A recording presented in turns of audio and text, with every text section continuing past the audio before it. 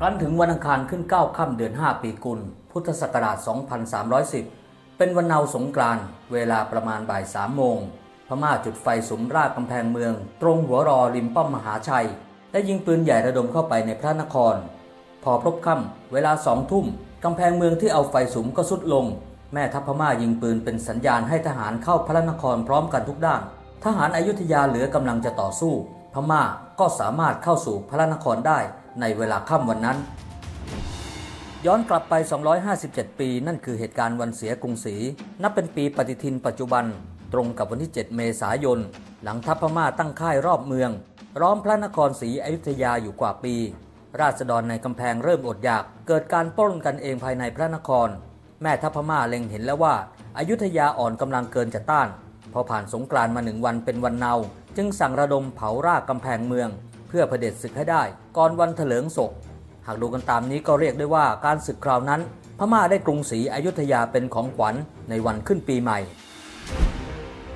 เป็นเวลา100 กว่าปีหลังจากพระนเรศวรทำสงครามยุทธหัตถีไม่ปรากฏว่ามีกองทัพพม่าย่างกลายข้ามเทือกเขาตะนาวศรีมารุกรานอาณาจักรกรุงศรีอยุธยาอีกเลยส่วนหนึ่งนั้นเพราะพม่าเข้าสู่ยุคเสื่อมอำนาจของราชวงศ์ตองอู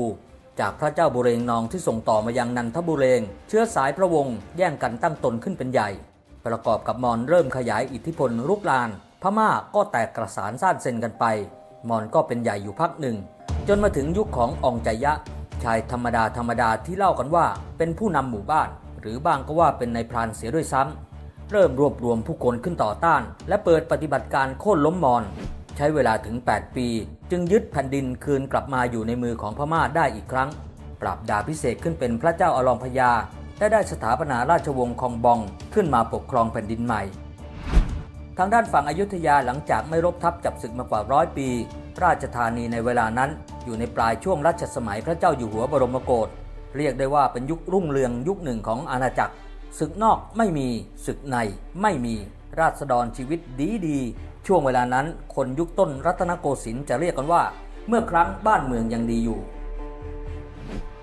ย้อนมาที่ชาวมอญหลังสูญเสียอำนาจปกครองให้แก่พระเจ้าอลองพญาเจ้านายชั้นสูงถูกจับถูกคุมขังบางส่วนก็อพยพหลบหนีเข้ามากรุงศรีพึ่งบรมโพธิสมภารพระเจ้าอยู่หัวบรมโกศพระเจ้าอลองพญานั้นมีความระแวงมอญเป็นอย่างมากเนื่องจากชาวมอญได้ก่อกบฏกับพม่าหลายครั้งหลายหนและการกบฏแต่ละครั้งที่ล้มเหลวนั้นจะตามมาด้วยการหลบหนีของมอญเข้ามายังอาณาจักรของไทยหลังสิ้นรัชกาลพระเจ้าอยู่หัวบรมโกศอยุธยาก็เข้าสู่ยุคโกลาหลอีกครั้งมีการแย่งชิงสมบัติราชบัลลังก์ขึ้นหลายหนจนมาถึงรัชสมัยของพระเจ้าเอกทัตฝ่ายพม่าเห็นว่า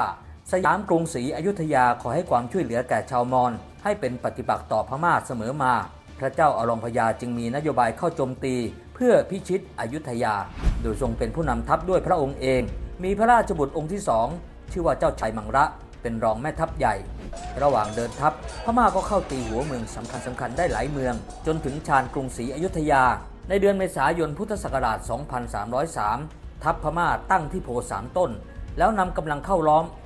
ฝ่ายอยุธยาได้ส่งกองทัพใหม่ที่มีกำลังพล 15,000 นายออกมาเผชิญหน้ากับฝ่ายผู้รุกรานแต่กองทัพดังกล่าวซึ่งอาจเป็นไปได้ว่าประกอบด้วยทหารเกณฑ์ที่ไม่มีประสบการณ์ในการรบเลยก็พ่ายแพ้อย่างรวดเร็ว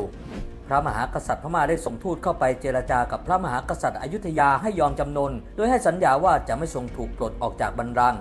พระเจ้าเอกทัตพบว่าข้อเรียกร้องของพระเจ้าอลองพญานั้นไม่สามารถยอมรับได้การเจรจาครั้งนั้นก็ยุติลงจากนั้นเริ่มตั้งแต่วันที่14 เมษายนระหว่างเทศกาลปีใหม่พม่าก็ระดมยิงปืนใหญ่ใส่พระนครอยู่3 วันพงศาวดารพม่าระบุว่าพระเจ้าอลองพญาประชวรในขณะที่พงศาวดารไทยระบุว่าทรงถูกปืนใหญ่แตกใส่จนบาดเจ็บเจ้าชายมังระจึงเสนอให้ถอยทัพระหว่างทางกลับยังไม่ถึงพม่าสุดท้ายพระเจ้าอลองพญาก็สิ้นพระชนม์สงครามครั้งนั้นสิ้นสุดลงตรงนี้กรุงศรีอยุธยาจึงรอดจากกองทัพพม่าในคราวนั้นได้ครั้งหนึ่งการรุกรานของพม่าว่างเว้นไปอีก5 ปีเพราะต่างฝ่ายต่างมีปัญหาความขัดแย้งการแย่งชิงสมบัติราชบัลลังก์จนกระทั่งพม่าเข้ารุกรานสยามอีกครั้งในปีพุทธศักราช2308ฝั่งพม่านำโดยราชบุตรคนรองที่เคยร่วมกองทัพมากับพระเจ้าอลองพญาเมื่อคราก่อนตอนนี้สถาปนาขึ้นเป็นพระเจ้ามังระกษัตริย์แห่งพม่าฝ่ายอยุธยาเป็นสมเด็จพระเจ้าเอกทัตที่ขจัดฝ่ายขุนหลวงหาวัดแล้วขึ้นครองราชสมบัติ นับตั้งแต่การรุกรานของพระเจ้าอลองพญาในปีพุทธศักราช 2303 กรุงศรีอยุธยาได้จัดการซ่อมแซมกำแพงเมืองหอรบให้แข็งแรงมากขึ้นอย่างไรก็ตามฝ่ายสยามยังคงประสบปัญหาด้วยกองทัพสยามนั้นอาศัยไพร่พลเกณฑ์เป็นหลักไม่ใช่ทหารอาชีพครั้นเมื่อราชสำนักอยุธยาได้ส่งกองทัพไปสกัดพม่าที่แนวชายแดนทั้งที่มฤต ตะนาวศรีเพชรบุรีลาดบุรีและสวรรคโลกทัพสยามทั้งหมดล้วนพ่ายแพ้ให้แก่กองทัพพม่าที่ยกเข้ามาทั้งสิ้นแม่ทัพพม่าที่นำทัพเข้ารุกอยุธยาครั้งนี้มีแม่ทัพใหญ่2 คนคือมังมหานรธาและเนเมียวศรีหบดีขณะที่พระเจ้ามังละบัญชาการรบอยู่ณกรุงอังวะทัพฝ่ายเหนือของเนเมียวศรีหบดีได้ตีหัวเมืองต่างๆตั้งแต่หัวเมืองเหนือลงมาจนถึงเมืองอ่างทองบรรดาหัวเมืองต่างๆไม่สามารถต้านทานทัพพม่าได้แต่มีชาวบ้านแขวงเมืองวิเศษชัยชาญเมืองสุพรรณบุรีเมืองสิงห์บุรีและเมืองสันคบุรีได้รวบรวมกำลังกันต้านทัพพม่าในระยะแรกในแท่นเป็นผู้นำค่ายบางระจันรวบรวมกำลังพลได้400 นายมีพระอาจารย์ธรรมโชติเป็นผู้ปลูกเสกตะกรุดผ้าประเจียดและมงคลศีรษะให้แก่ชาวบ้านบางระจันทุกคนฝ่ายพม่าที่เมืองวิเศษชัยชาญส่งกำลัง100 คนมาตามจับพันเรืองนายแท่นนำกำลัง200 คนเข้าตะลุมบอลต่อสู้กับทัพพม่าจนแตกพ่ายไปหลังจากนั้นทัพพม่าจึงส่งทัพมาตีค่ายบางระจันทั้งหมด8 ครั้งสงครามระหว่างชาวบ้านบางระจันและพม่ายืดเยื้อยาวนานในที่สุดค่ายบางระจันจึงเสียให้แก่พม่าในวันที่ 20 มิถุนายน พุทธศักราช 2309 รวมระยะเวลาที่ต้านทานกองทัพพม่าไว้ได้นานถึง 5 เดือนซึ่งการรบของค่ายบางระจันในคราวนั้นว่ากันว่าเข้มแข็งกว่ากองทัพของกรุงศรีอยุธยาเสียอีกหลังจากนั้นชาวบ้านบางระจันที่ยังเหลือรอดจึงพากันอพยพหลบหนีค่ายบางระจันจึงสลายตัวลงพม่ายกทัพรุกอยู่เป็นปีตีเมืองเข้ามาเรื่อยๆจนถึงเดือนมกราคมพุทธศักราช 2309 จึงสามารถเข้าล้อมกรุงศรีอยุธยาได้อย่างมั่นคงฝ่ายกรุงศรีอยุธยาซึ่งได้ส่งกองทัพไปต่อกรกับพม่าหลายครั้งแต่พ่ายแพ้มาโดยตลอดจึงเปลี่ยนมาใช้ยุทธศาสตร์ดั้งเดิมคือการปิดประตูตั้งรับภายในพระนครรอคอยให้ทัพพม่าถอยกลับไปเองเมื่อถึงฤดูฝนแต่พระเจ้ามังระนั้นมีปณิธานในการเข้าพิชิตกรุงศรีอยุธยาให้สำเร็จเพื่อสานต่อราชกิจของพระบิดาพระเจ้าอลองพญาให้ลุล่วงด้วยความที่ทรงมีประสบการณ์ในสงครามครั้งก่อนพระเจ้ามังระจึงทรงทราบจุดอ่อนของอาณาจักรอยุธยาพอสมควรการรบระหว่างพม่าและสยามส่วนใหญ่มักกระทำในฤดูแล้งระหว่างเดือนยี่หรือเดือนมกราคมจนถึงเดือน9หรือเดือนสิงหาคมด้วยตัวเมืองกรุงศรีอยุธยาตั้งอยู่บนที่ดอนน้ำท่วมไม่ถึงแต่บริเวณโดยรอบจะมีน้ำท่วมสูงผู้รุกรานจะไม่สามารถตั้งอยู่ได้นานเนื่องจากน้ำท่วมทำให้ทหารได้รับความลำบากเสบียงอาหารก็เสียหายและยังเป็นแหล่งของโรคภัยไข้เจ็บต่างๆว่ากันว่าไม่เคยมีทัพพม่าสามารถอยู่ทนฤดูฝนในอยุธยาได้มาก่อนแม้แต่พระเจ้าหงสาวดีบุเรงนองก็จำต้องเร่งพิชิตเมืองให้ได้ก่อนถึงฤดูฝนแต่ทว่าในครั้งนี้พระเจ้ามังระทรงวางแผนมาอย่างดีกองทัพพม่าสร้างค่ายพักค้างรอฤดูฝนที่กรุงศรีอยุธยาได้โดยไม่ต้องถอยทัพกลับเตรียมเสบียงอาหารยุทโธปกรณ์ไว้พร้อมสับสงครามการพิชิตกรุงศรีก็ไม่ต้องวนไปเริ่มต้นนับหนึ่งใหม่หลังจากที่พม่าได้เข้าล้อมกรุงศรีอยุธยาแล้วฝ่ายอยุธยาก็ปิดประตูเมืองรอคอยให้ฤดูฝนมาถึงแต่อย่างไรก็ตามฝ่ายอยุธยาไม่ได้ตั้งรับแต่เพียงอย่างเดียวแต่ยังส่งกำลังออกไปโจมตีค่ายในเมียวศรีหบดีและค่ายมังมหานรธาอยู่หลายครั้งส่วนทางด้านกองทัพพม่ากระจายกำลังล้อมกรุงเอาไว้ทุกด้านพยายามเข้าประชิดกำแพงพระนครหลายครั้งก็ไม่ประสบผลในเดือนกันยายนพุทธศักราช 2309 ทัพพม่าทั้งในเมียวศรีหบดีและมังมหานรธาก็ประชิดกำแพงเมืองเข้ามาอยู่ในระยะปืนใหญ่ของฝ่ายสยามและคอยยึดเสบียงที่ส่งเข้าไปในพระนครฝ่ายสยามตอบโต้ด้วยการยกกองกำลังออกไปโจมตีพม่าที่วัดการ้องแต่ก็พ่ายแพ้ให้แก่พม่ากลับมาอีกเช่นเดิมในเดือน 12 พุทธศักราช 2309 ถึงฤดูน้ำหลากพระยาตากได้เลื่อนเป็นพระยากำแพงเพชรซึ่งพระเจ้าเอกทัตทรงแต่งตั้งให้พระยาตากยกทัพเรือออกไปตั้งรับพม่าที่วัดใหญ่ชัยมงคลเรือสยามและเรือพม่าเข้าสู้รบกันทหารของแต่ละฝ่ายต่างกระโดดลงเรือของอีกฝ่ายจนเกิดการสู้รบกันแบบตัวต่อตัวภายหลังเสร็จสิ้นการรบพบฝ่ายพม่าเสียชีวิต41คนฝ่ายสยามเสียชีวิต70กว่าคนฝ่ายพม่าจับกลุ่มทหารสยาม 50,000 คนเป็นเฉลยได้เรือไปอีก 1,000 ลำหลังจากการรบที่วัดสังขาวาสพระยาตากตัดสินใจไม่ได้กลับเข้าไปในกรุงศรีอยุธยาอีกแต่ไปพักทัพอยู่ที่วัดพิชัยสงครามทางตะวันออกนอกกำแพงกรุงศรีอยุธยาในเดือนพฤศจิกายนพุทธศักราช 2309 หลังจากชัยชนะของพม่าที่วัดสังขาวาสเป็นเวลา10 วันฝ่ายกรุงศรีได้ส่งกองทัพออกไปอีกครั้งหนึ่งแต่ก็ถูกทัพพม่าที่ซุ่มอยู่2 ฝั่งแม่น้ำเข้าโจมตีจนแตกพ่ายพม่าจับทหารสยามได้อีก 5,000 คนพร้อมเรือ100 ลำพงศาวดารพม่าระบุว่าหลังจากชัยชนะของฝ่ายพม่า2 ครั้งทำให้ฝ่ายกรุงศรีอยุธยามีความหวาดหวั่นและเสียขวัญกำลังใจอย่างมากจนฝ่ายกรุงศรีอยุธยาตัดสินใจปิดประตูเมืองอย่างถาวรด้วยการก่ออิฐมาปิดกั้นไว้ไม่สามารถเข้าออกเมืองได้เว้นแต่ต้องไต่ข้ามกำแพงอิฐไปเท่านั้น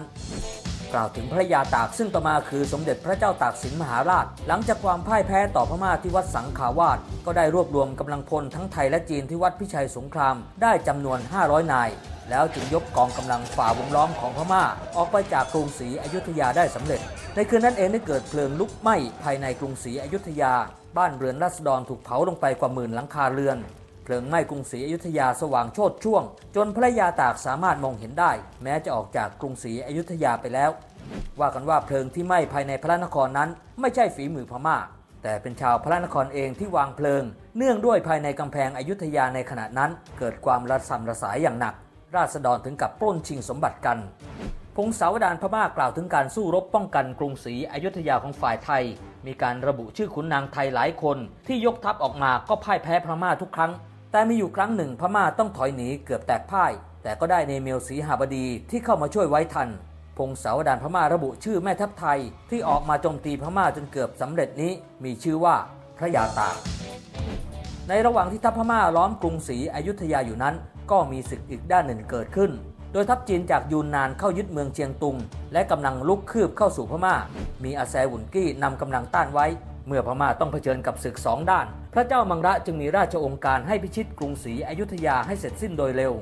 ฝ่ายสยามแม้จะประสบกับความพ่ายแพ้หลายครั้งและเสบียงกำลังพลร่อยหลอลงแต่ยังคงยืนหยัดต่อสู้ฝ่ายพม่าจำต้องเพิ่มระดับการโจมตีเนเมียวศรีหบดียกมาจากโพ3 ต้นแล้วตั้งค่ายหอรบขึ้นล้อมกรุงศรีอยุธยาไว้จำนวน27 ค่ายเพื่อจะได้ยิงปืนใหญ่ด้วยความแม่นยำยิ่งขึ้นฝ่ายกรุงศรีอยุธยานำปืนปราบหงสาวดีซึ่งเป็นปืนรักษากรุงมาแต่โบราณยิงออกไปยังค่ายพม่าที่วัดศรีโพแต่ปรากฏว่ายิงครั้งแรกบรรจุดินปืนน้อยไปนิดจึงยิงไปไม่ถึงยิงครั้งที่2บรรจุดินปืนมากไปหน่อยยิงเลยเป้าหมายขณะที่ฝ่ายพม่ายิงปืนใหญ่โต้กลับจากป้อมเข้ามาภายในพระนครถูกผู้คนล้มตายจำนวนมากพงศาวดารพม่าระบุว่าชาวสยามมีความเชื่อว่าเทพารักษ์ผู้พิทักษ์รักษากรุงนั้นอาศัยอยู่ภายในปืนใหญ่การที่ปืนใหญ่ไม่สามารถใช้ได้ดังประสงค์นี้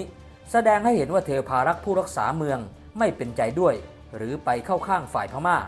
เมื่อมีความเห็นดังนี้แล้วเห็นว่าจะขัดขืนต่อสู้กับพม่าต่อไปก็ไม่เกิดประโยชน์จึงจัดให้มีการเจรจาสงบศึกขึ้นซึ่งผลของการเจรจาไม่สำเร็จฝ่ายพม่าบอกว่าสถานการณ์ในการรบของพม่าและสยามนั้นแตกต่างกันอย่างสิ้นเชิงไม่สามารถเจรจาอย่างเท่าเทียมได้หากฝ่ายสยามต้องการยอมจำนนต้องยอมอย่างไม่มีเงื่อนไขเท่านั้นหากฝ่ายสยามมีความจริงใจที่จะอ่อนน้อมให้ส่งพระโอรสธิดาทรงช้างส่งม้าและมอบปืนใหญ่2 กระบอกที่รักษาเมืองให้แก่พม่าแล้วเมื่อนั้นฝ่ายพม่าจึงจะยินยอมสงบศึกหากฝ่ายสยามยังมานะจะทำศึกต่อก็จงส่งทหาร1,000 คนออกมาพม่าจะตีแตกพ่ายด้วยคนเพียง100 คนหรือหากสยามจะส่งคนออกมา10,000 คนพม่าก็จะต่อรบด้วยคนเพียง 1,000 คนเท่านั้น5 วันหลังจากการเจรจาสงบศึกมังมหานรธาก็ล้มป่วยจนถึงแก่กรรมมีการเสนอชื่อเพื่อหาแม่ทัพคนใหม่สุดท้ายแล้วเนเมียวศรีหบดีก็ยึดอำนาจแล้วเข้าควบคุมบัญชาการทัพเดิมของมังมหานรธาปลายเดือนมีนาคมฝ่ายพม่าเริ่มทำการขุดอุโมงค์5 สายเข้าภายใต้รากกำแพงพระนครแล้วนำไม้มาค้ำยันรากกำแพงไว้ก่อนเพื่อใช้เป็นฟืนในการเผารากกำแพงเมืองต่อไปพงศาวดารพม่าระบุว่าพระเจ้าเอกทัตเป็นกษัตริย์ที่ไม่ทรงย่อท้อไม่ทรงยอมแพ้ต่อพม่าตรัสว่ากรุงศรีอยุธยามีกำแพงแน่นหนาไม่เสียให้แก่พม่าอย่างแน่นอนฝ่ายเนเมียวศรีหบดีเห็นว่าการล้อมกรุงศรีอยุธยากินเวลามานานมากแล้วควรรีบเผด็จศึกให้เสร็จสิ้นโดยเร็วก็สั่งให้เผารากกำแพงพระนครศรีอยุธยาที่ขุดเตรียมไว้ครั้นถึงวันอังคารขึ้น9 ค่ำเดือน5หรือวันที่7 เมษายนพุทธศักราช 2310เวลาประมาณบ่าย 3 โมง